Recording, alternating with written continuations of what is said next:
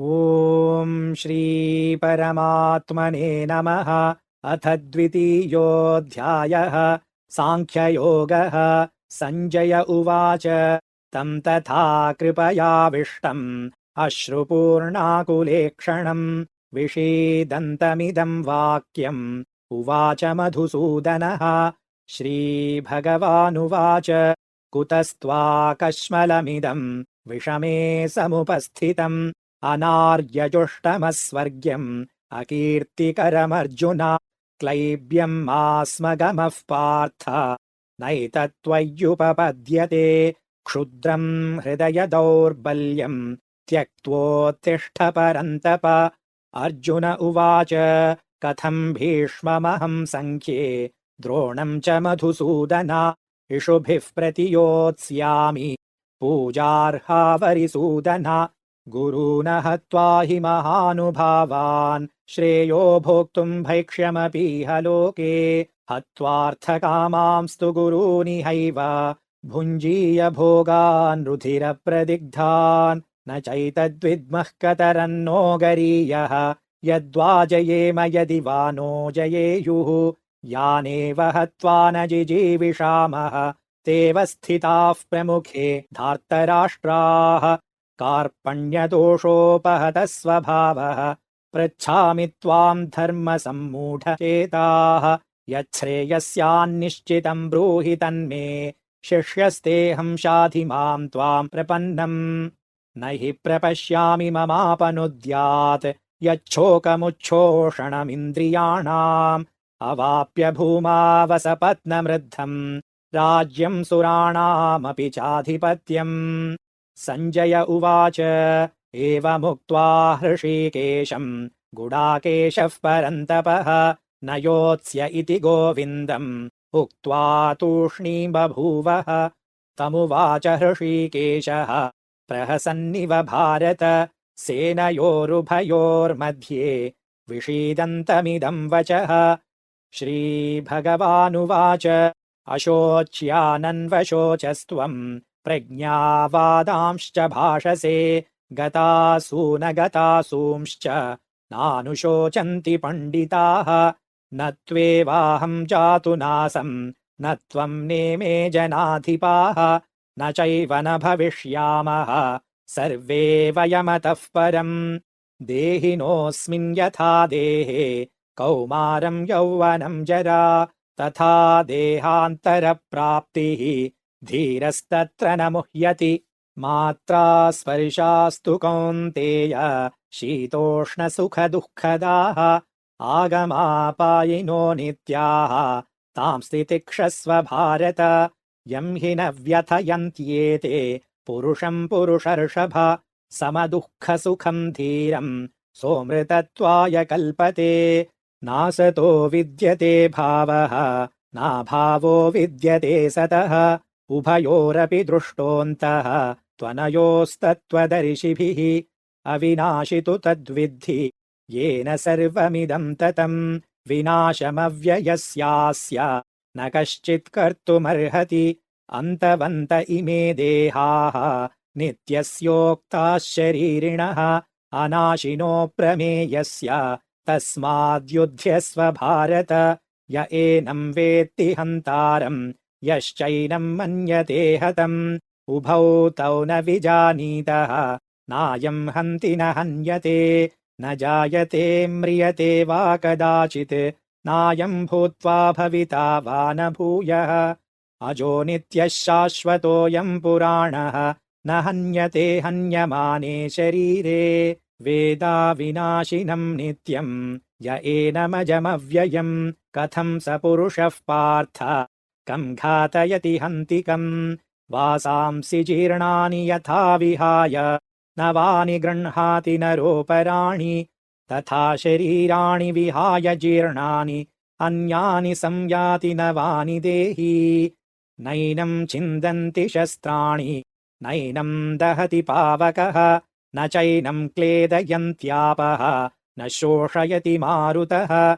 अच्छेद्योऽयमदाह्योऽयम् अक्लेद्यो शोष्य एव च नित्यः सर्वगतस्थाणुः अचलोऽयम् सनातनः। अव्यक्तोऽयमचिन्त्योऽयम् अविकार्योऽयमुच्यते तस्मादेवम् विदित्वैनम् नानुशोचितुमर्हसि अथ चैनम् नित्यजातम् नित्यम् वा मन्यसे मृतम् तथापि त्वम् महाबाहो नैवम् शोचितुमर्हसि जातस्य हि ध्रुवो मृत्युः ध्रुवम् जन्म मृतस्य च तस्मादपरिहार्येऽर्थे न त्वम् शोचितुमर्हसि अव्यक्तादीनि भूतानि व्यक्तमध्यानि भारत अव्यक्तनिधनान्येव तत्र का परिदेवना आश्चर्यवत् पश्यति कश्चिदेनम् आश्चर्यवद्वदति तथैव चान्यः आश्चर्यवच्चैनमन्यः शृणोति श्रुत्वाप्येनम् वेद न चैव कश्चित् देही नित्यमवध्योऽयम् देहे सर्वस्य भारत तस्मात् सर्वाणि भूतानि न त्वम् शोचितुमर्हसि स्वधर्ममपि चावेक्ष्य न विकम्पितुमर्हसि धर्म्याद्धियुद्धात् श्रेयोऽन्यत् क्षत्रियस्य न विद्यते यदृच्छया चोपपन्नम् स्वर्गद्वारमपावृतम् सुखिनः क्षत्रियाः पार्थ लभन्ते युद्धमीदृशम् अथ चेत्त्वमिमम् धर्म्यम् सङ्ग्रामम् न करिष्यसि ततः स्वधर्मम् कीर्तिम् च हित्वा पापमवाप्स्यसि अकीर्तिम् चापि भूतानि कथयिष्यन्ति ते व्ययाम् सम्भावितस्य चाकीर्तिः मरणादतिरिच्यते भयाद्रणादुपरतम् मंस्यन्ते त्वाम् महारथाः येषाम् च त्वम् बहुमतः भूत्वा यास्यसि लाघवम् अवाच्यवादांश्च बहून् वदिष्यन्ति तवाहिताः निन्दन्तस्तव सामर्थ्यम् ततो दुःखतरम् नु किम् हतो वा प्राप्स्यसि स्वर्गम् जित्वा वा भोक्ष्यसे महीम् तस्मादुत्तिष्ठ कौन्तेय युद्धाय कृतनिश्चयः सुखदुःखे समे कृत्वा लाभालाभौ जयाजयौ ततो युद्धाय युज्यस्व नैवम् पापमवाप्स्यसि एषा ते भिहिता साङ्ख्ये बुद्धिर्योगे त्विमाम् शृणु बुद्ध्या युक्तो यया पार्थ कर्मबन्धम् प्रहास्यसि नेहाभिक्रमनाशोऽस्ति प्रत्यवायो न विद्यते स्वल्पमप्यस्य धर्मस्य त्रायते महतो भयात् व्यवसायात्मिका बुद्धिः एकेह कुरु नन्दन बहुशाखा ह्यनन्ताश्च बुद्धयो व्यवसायिनाम्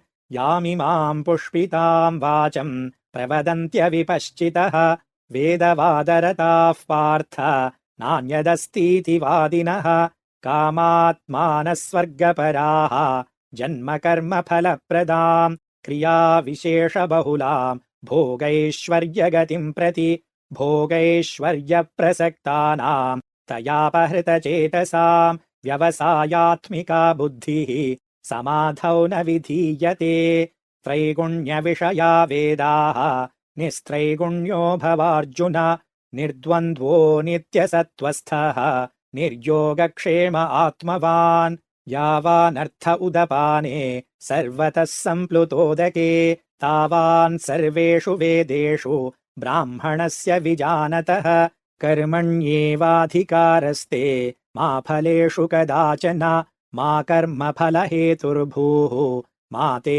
सङ्गोऽस्त्वकर्मणि योगस्थः कुरु कर्माणि सङ्गम् त्यक्त्वा धनञ्जय सिद्ध्यसिद्ध्योः समो भूत्वा समत्वम् योग उच्यते दूरेण ह्यवरम् कर्म बुद्धियोगाद्धनञ्जय बुद्धौ शरणमन्विच्छ कृपणाः फलहेतवः बुद्धियुक्तो जहातीह उभे सुकृतदुष्कृते तस्माद्योगाय युज्यस्व योगः कर्मसु कौशलम् कर्मजम् बुद्धियुक्ता हि फलम् त्यक्त्वा मनीषिणः जन्मबन्धविनिर्मुक्ताः पदम् गच्छन्त्यनामयम् यदा ते मोहकलिलम् बुद्धिर्व्यतितरिष्यति तदा गन्तासि निर्वेदम् श्रोतव्यस्य श्रुतस्य च श्रुतिविप्रतिपन्ना ते यदा स्थास्यति निश्चला समाधावचला बुद्धिः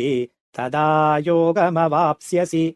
अर्जुन उवाच स्थितप्रज्ञस्य का भाषा समाधिस्थस्य केशव स्थितधीः किम् प्रभाषेत किमासीत व्रजेत किम्। श्रीभगवानुवाच प्रजहाति यदा कामान् सर्वान् पार्थमनोगतान् आत्मन्येवात्मना तुष्टः स्थितप्रज्ञस्तदोच्यते। दुःखेष्वनुद्विग्नमनाः सुखेषु विगतस्पृहः वीतरागभयक्रोधः स्थितधीर्मुनिरुच्यते।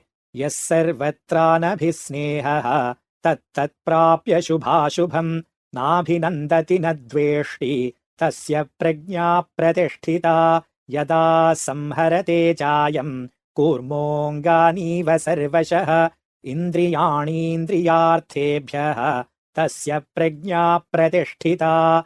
विषया विनिवर्तन्ते निराहारस्य देहिनः रसवर्ज्यम् रसोऽप्यस्य परम् दृष्ट्वा निवर्तते। यततो ह्यपि कौन्तेय पुरुषस्य विपश्चितः इन्द्रियाणि प्रमाथीनि हरन्ति प्रसभम् मनः।